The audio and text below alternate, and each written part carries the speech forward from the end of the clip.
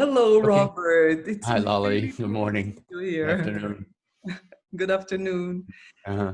Um, Robert, the reason I wanted to do this recording is because, we have known each other for almost 20 years, and Mhm. we are both continuum teachers, and you are a breathing expert, and I had the wonderful opportunity of joining your workshops and learning amazing things about breath. And I know that you're teaching now those breathing seminars related to the COVID pandemic. That's right.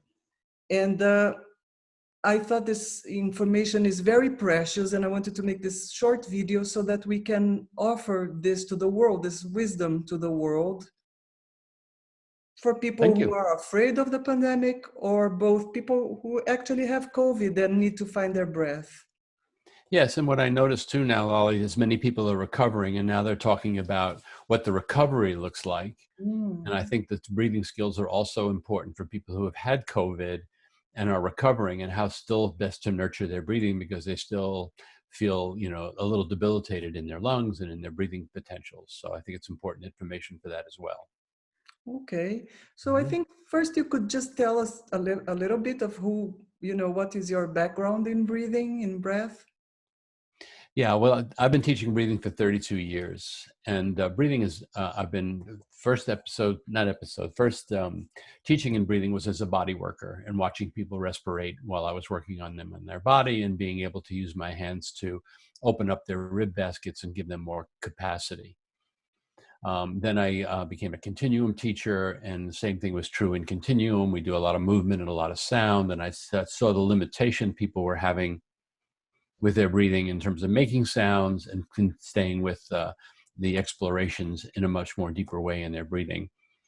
And I went to a lecture on the Pateco breathing method one particular time, and that made a lot of sense to me. I was very curious about breathing for a couple of reasons. One, that I was born not being able to breathe, so it started off in my early days. I had children who were severe asthmatics, and I was always looking for an answer for them for their difficulty. And I went and heard this lecture, and I thought that made a lot of sense to me because I am an anatomy and physiology teacher as well. So the science of Buteyko made sense to me. Mm-hmm. So in the early 2000s, I went to New Zealand and studied in a year-long program on how to teach the Buteyko method, which I eventually did, and became a trainer for other Buteyko educators. And a couple of years ago, I became interested in all capnometers, which was a software program and a breathing program that measured actually the breathing that came out of the body, for a little more detailed information about how to best serve people. So I got a certification as a breathing behavior analyst from the Graduate School of Health Sciences in Wyoming, United States. And so all those things accumulating over 32 years, breath has become my major focus. And I love teaching it because I think it's the most essential thing that we do. And it's the most important thing that we do to stay alive. So I'm really happy to be teaching this work. Well, I just noticed two things: that while you speak, you actually pause and you inhale through your nose. That's right. I do. For most important, thank you for noticing that, because really one of the most important things that we can do is use our nose for breathing and not our mouths for breathing. So we say in Buteyko, it's corny, but you breathe through your mouth as often as you eat through your nose. So most people don't eat through their nose, so you keep nose breathing. And the reason for that is there are many, many physiological effects that happen when you breathe through your nose that you cannot get when you breathe through your mouth. And a couple of those, but the one that's most primary for me is that mouth breathing tends to trigger the autonomic nervous system to be anxious and to be on alert. So I always use the example, if a bear were to come in through your door, you would go like that, and immediately you would be on alert, with many physiological functions happening to keep you on alert. But that process is only meant to last for about 2 to 3 minutes. Either you beat the bear or the bear eats you that day. So I want to keep my nervous system in a quiet space. So if I start to do this when I'm speaking, my nervous system thinks there's a threat in the space and will begin to activate and motivate my nervous system and put it on high alert. And immediately that speeds up my breathing and puts me on a function for fighting and flighting, not for resting and settle, when resting and settle is what I need, if I'm not feeling well or if I'm recovering from COVID, I need to stay rested and relaxed in my body. Mm. So by perpetuating my nose breathing, even when I'm speaking, so the second rule of thumb that I put out for people, and this is an important one and can change everybody's life, is that you pace your activity level so that you can use your nose for breathing all the time. So if you're doing an activity where you feel like you have to open your mouth to keep up with yourself, you're moving too fast. And the same goes through with talking. When I feel like I run out of air, I close my mouth and breathe back from my nose. I give myself a break to take my breath in.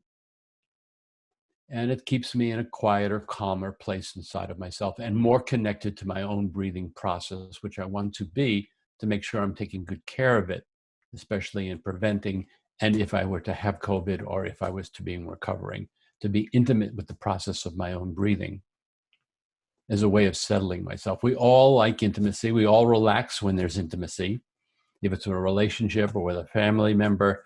And so we can have that quality of intimacy with our own self through our breathing. So as soon as we turn our attention to the fact, just instead of looking at the screen, I just turn my attention automatically to, there I am breathing, I'm immediately connected to myself. I'm feeling my experience. And that's a very important piece for me, because as I feel my experience, in an intimate way, I want to treat myself kindly. I want to treat myself with care. So my breathing automatically connects to that desire and intention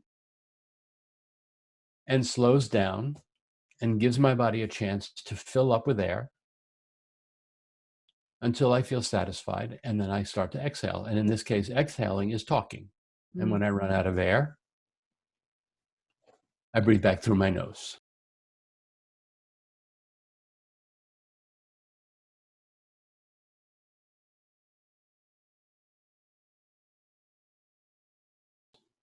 And the speaker often likes that too, because it gives them a rest in hearing what I have to say. You took the words out of my mouth, because I was going to say this, that listening to this pace, to the pace and seeing how deeply connected you are to yourself, it calms me down. Even through the screen across the Atlantic. And it's beautiful.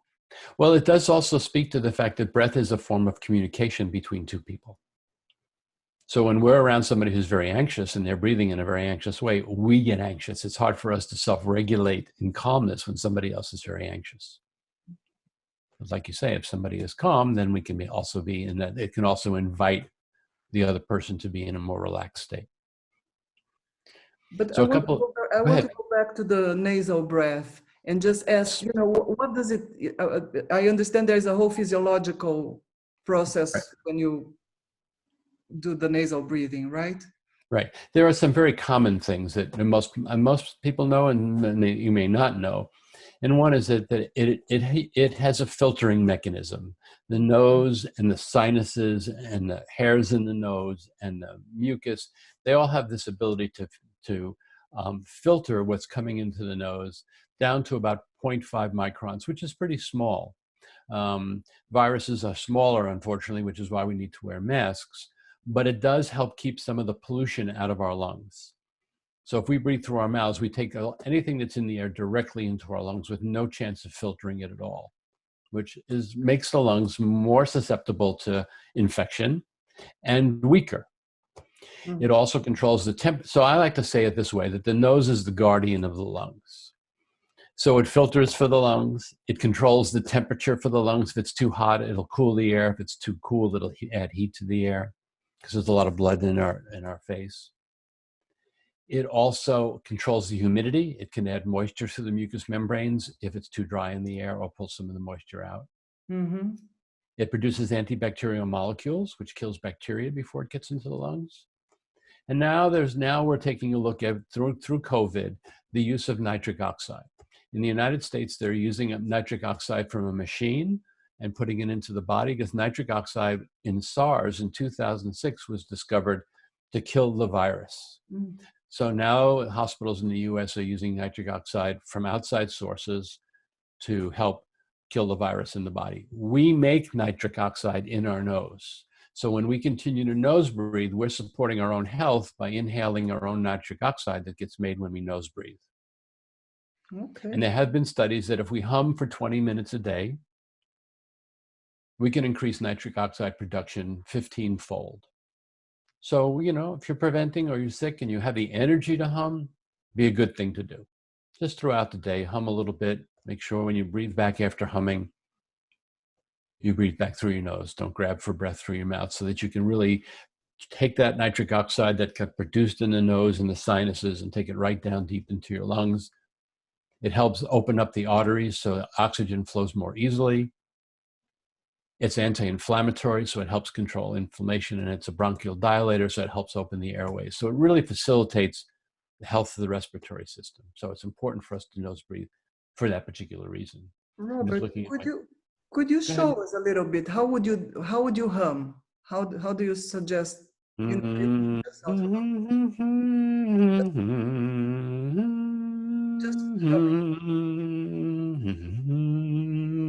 something that pleases me, right? I'm not going to put myself on the spot and think, well, I'm going to hum Mary Had a Little Lamb or, Happy Birthday or something like that. I'm a more improvisational hummer. But if you have a song you like to hum, then by all means, hum that song particularly. Beautiful. So whatever works for you. But the most important part is, like it's saying, same thing with pacing myself so I can breathe through my nose all the time. So when I exhale,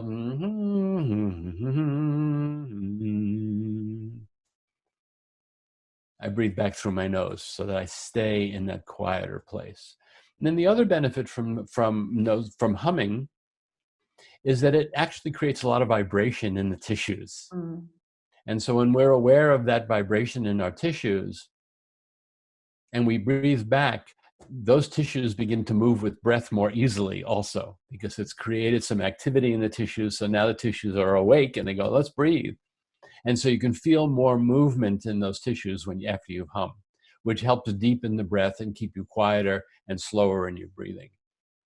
Because I think one of the most important things about nasal breathing also, besides the fact that it does support healthy physiological chemistry, which helps support the delivery of oxygen to the cells. That's probably the most important part of nasal breathing, is that it facilitates the distribution of oxygen to the cells in the best way that it possibly can. And we need to be oxygenated. That's the biggest problem with COVID, that we lose our ability to oxygenate. So one of the ways that I really enjoy also nasal breathing is that when I put my attention on my breathing, it slows down. And so I like enjoying watching the relationship of the movements that happen in my body. Air is coming in my body, and my body is moving with that air. So that's my first step in becoming intimate with my breathing, is watching the movement that's taking place as I breathe in and out. And the body is very accommodating. When I'm watching the movement, it slows it down so I can see it better. That's very, very accommodating. And it does do that. And so I'm really I enjoy, things are moving a lot slower. And certainly when we're not feeling well, we need to be moved slower. So it's a meditative process of just watching the movement of breath.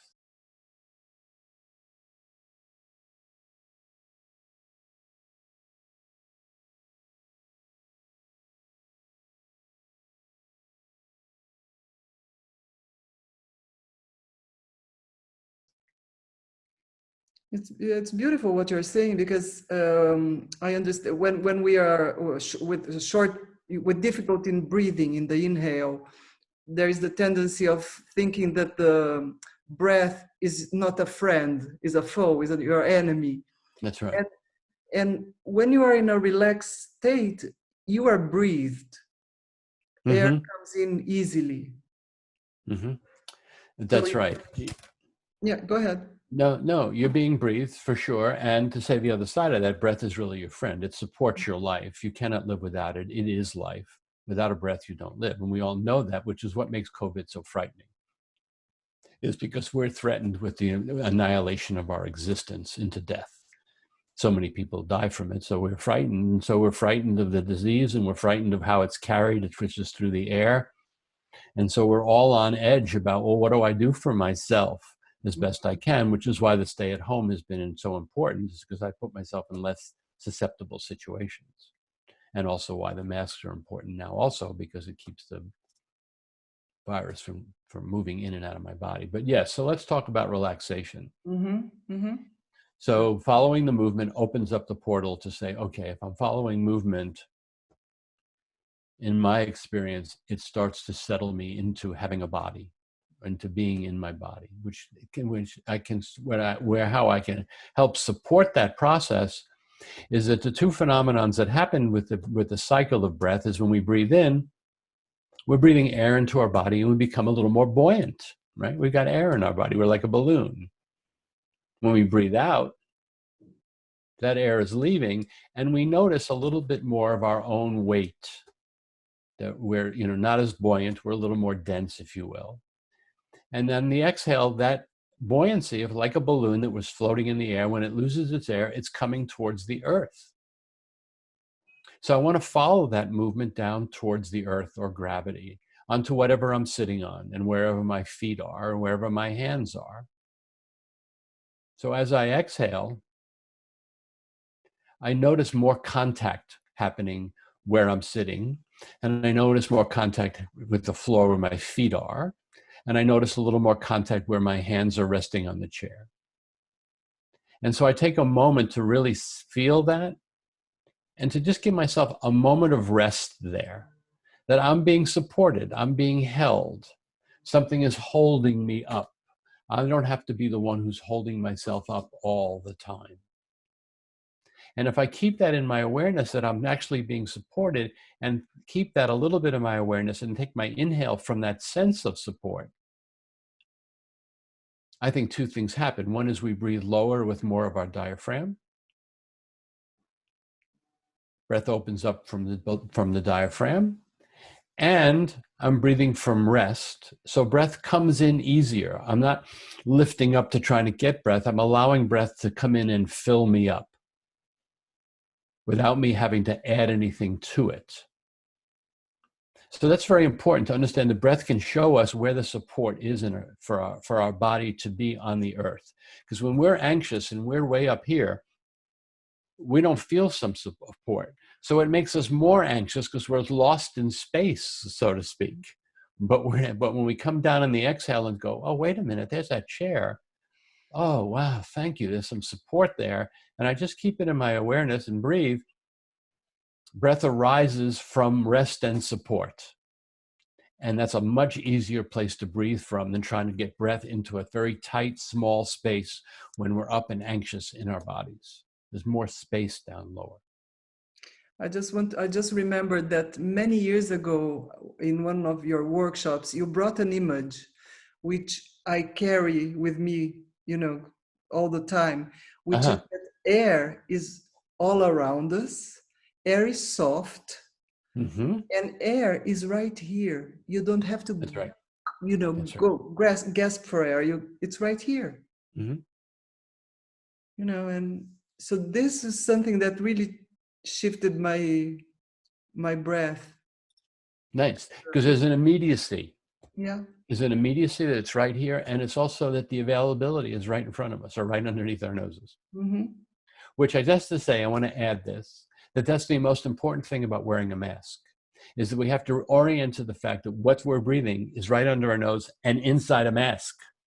It's not like all over here flowing where it's inside right here. So it changes our reservoir of breathing, and we have to really accommodate that in our awareness. Oh, I'm breathing inside of something. Okay, well now I have to really be slower because it's got to come through the mask. If I try to grab for big, I'm going to start to increase my heart rate, increase my blood pressure to try to get more air. I have to breathe with what's available. It will filter through. And I just want to say this, the other big thing that happens for people who wear a mask is they overheat.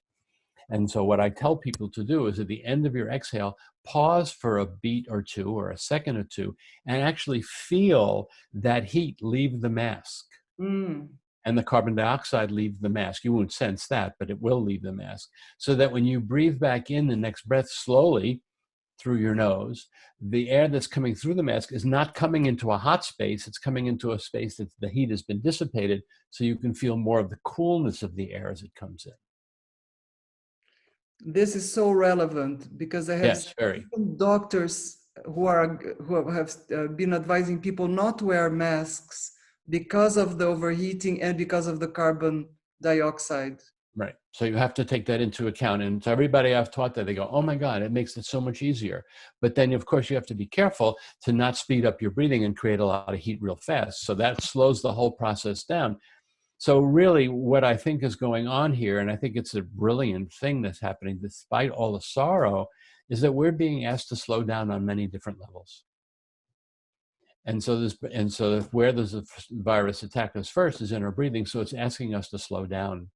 And so that's the whole thing that we have to do to keep a rhythm in our own body that we can work with, is finding ways to breathe in a way that we are, the phrase I like is, we're living our life at the pace of breath. Beautiful. And if it's over that pace of breath, then I'm harming myself. And air pollution is one of the biggest causes of people's lungs to be compromised, is because people who are breathing air pollution consistently, like they are in Brazil, like they are in the US, like they are in China, makes their lungs much more susceptible. Mm-hmm. And so, it's caring for our own lungs and making sure they get treated right by using the nose for breathing, and learning how to relax by just, yes, I can be supported. I can be down, connected to the ground as I breathe in. And that really helps. And so that makes a more diaphragmatic breathing. It's the counterpoint to shallow breathing, which is up here. And because when we breathe down at the bottom of our lungs, like we're doing when we do this relaxation, there's more lung tissue down there. There's more blood down there. So there's more transfer of oxygen down there. So in the hospitals here in the United States, there's two things came up. One was the term recruitment, that many people who come in with shallow breathing are suffering more greatly than those who have a really healthy breathing system. Mm-hmm. So they ask those who are shallow breathing to find more lung recruitment. Use parts of your lungs that you never use. And that's just what we're doing here. Can we learn how to use mostly the back of our lungs and the lower parts of our lungs? Because there's more lung tissue back there. So if we are in a difficult situation, we can find space where maybe there is no space. In other words, COVID may come in and limit some of the space, but if we have this ability to follow the breath, feel it in our lungs, we can try to find places to breathe where there is room to breathe. If we have some facility with being able to manage the movement of our lungs and breath together and be in this relaxed place. The other thing I just want to say, Lali, before you jump in, is that they were able to keep, and this is important, and it may have the information maybe in Brazil or not, and this is something Pateco said for many, many years, is that the best place to breathe, to get the most value out of your breath, is lying down on your belly. And so what that does is it compresses the front of the lungs, so makes you go to the back for more air, which I said before, there's more air, more lung space in the back than there is in the front. But most people are looking for air here in the front, and you can't get it there. So now they call that proning, and they've been able to keep people off ventilators by just putting them on their belly. Because their oxygenation increases, which is why they were on a ventilator in the first place, because they weren't getting enough oxygen to their cells. And proning facilitated that, which helped people stay off there.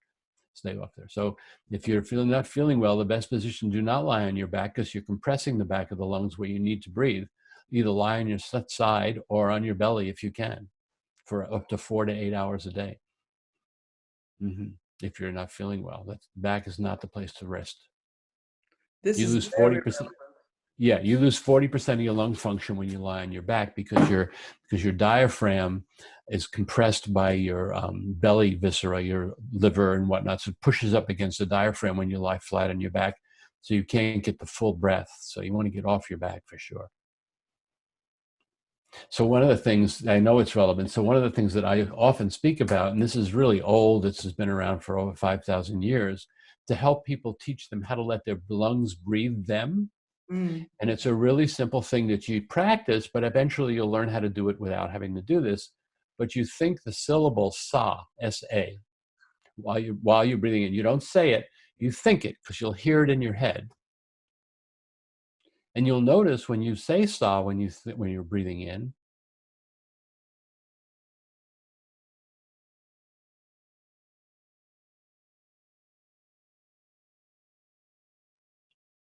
that your chest becomes more expansive, reduces the tension in the chest wall, and you feel like the lungs are opening from the inside out. And the air is being pulled through your nose.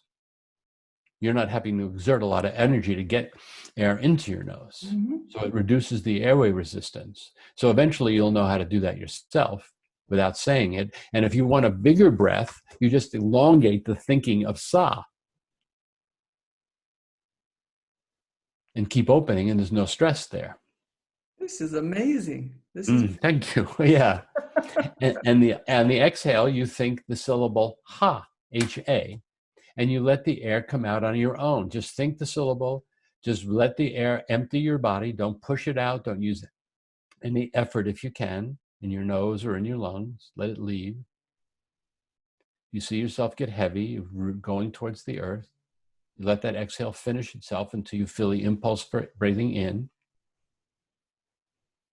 And then you think sa when you breathe in. And that really lowers airway resistance and allows more air to enter the lungs and has more capacity. It increases your capacity for more air, which in COVID is the big problem. The capacity for air starts to shrink and you want to keep it open.